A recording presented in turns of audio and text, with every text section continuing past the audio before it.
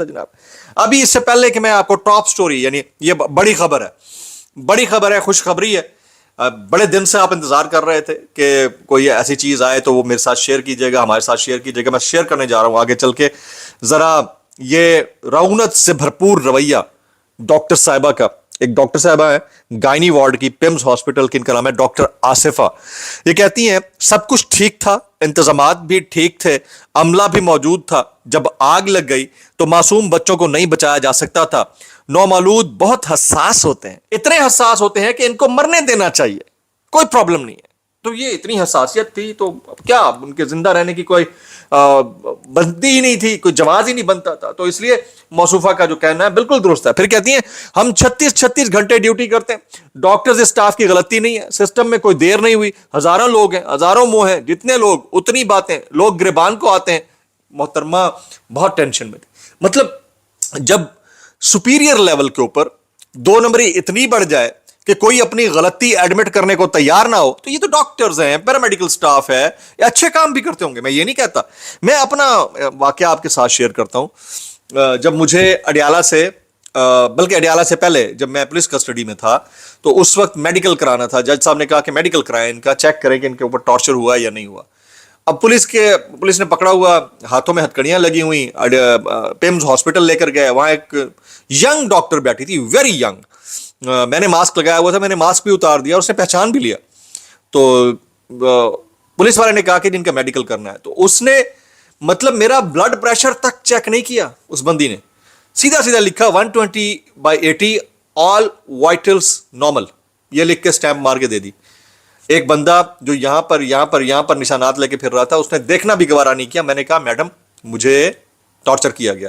تو کہتی جائیں آپ ٹھیک ہیں. یہ کیا روانہ کر دیا. یہ میرا اپنا, میرے ساتھ جو واقعہ بیتا, میں اپنا واقعہ بتا رہا ہوں. میں یہ نہیں کہتا کہ اچھے لوگ نہیں ہوں گے, اچھے لوگ بھی ہوا کرتے ہوں گے, لیکن اتنے بھی اچھے نہیں ہوتے جتنے اچھے بن کر دکھائے جاتے ہیں. ابھی اسی سارے معاملے کے اوپر یہ ہمارے یہ ایک بچے کے والد ہیں وسیم بادامی کے شو میں, انہوں نے کہا کہ فجر کے وقت میرا بیٹا پیدا ہوا, میں نے اس کے کان میں آذان دی اور حضور صلی اللہ علیہ وآلہ وسلم کے نام پر اپنے بیٹے کا نام محمد رکھا. جب آگ لگی تو نرسری کے گیٹ کو تالا لگا ہوا تھا. والدین نے اپنی مدد آپ کے تحت بچوں کو نکالا. ہماری مدد کے لیے نہ فائر بریگیڈ اور نہ کوئی اور عملہ موجود تھا. آدھے گھنٹے سے زیادہ وقت کے بعد فائر بریگیڈ پہنچی, تب تک بچے جل چکے تھے. 4 سال بعد مجھے اللہ نے بیٹا دیا, اب میں کس سے ہرجانہ وصول کروں.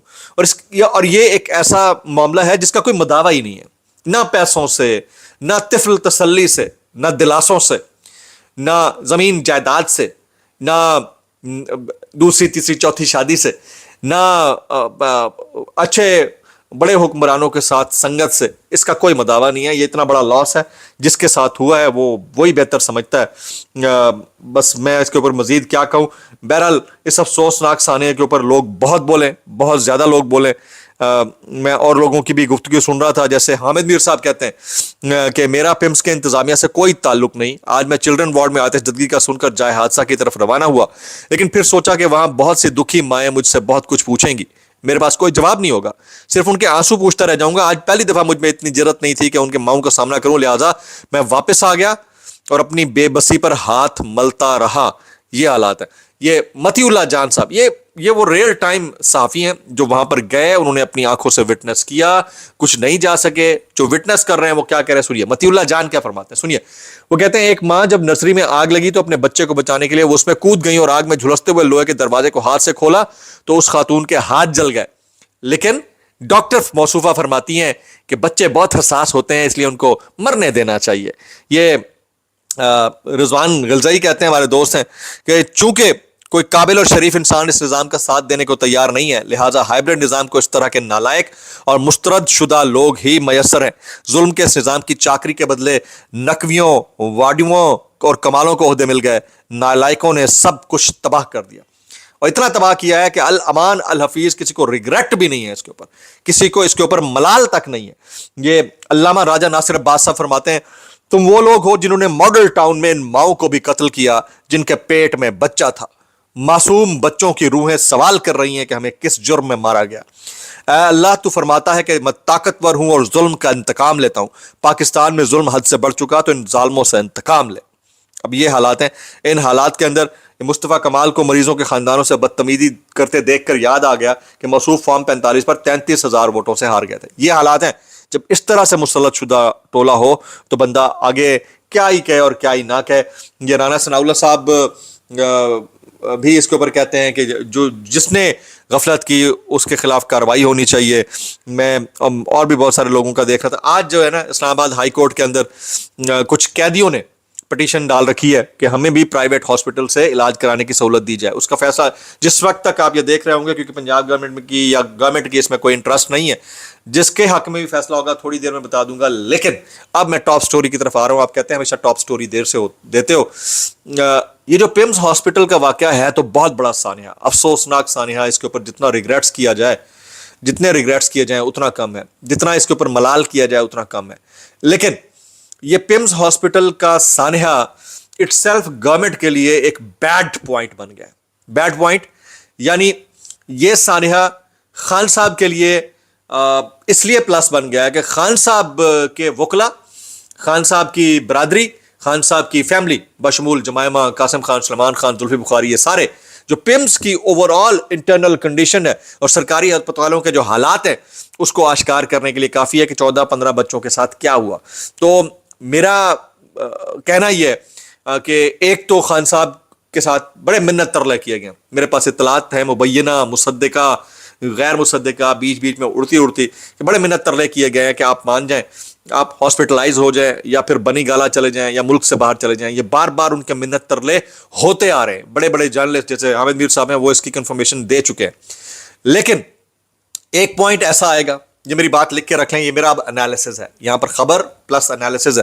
ایک پوائنٹ ایسا آئے گا, خود اپنی ریویو پٹیشن جو عمران خان صاحب کے حق میں فیصلہ آیا نا کہ انہیں جلد از جلد اڈیالہ سے شفا انٹرنیشنل منتقل کر دیا جائے, اس فیصلے کی ریویو پٹیشن کے اوپر خود یہ حکومت سرنڈر کرے گی, جس میں وہ کہتی ہے کہ ہم پیمز ہاسپٹل خان صاحب کو چیک اپ کرا سکتے ہیں. اس کے اوپر حکومت خود سرنڈر کرے گی.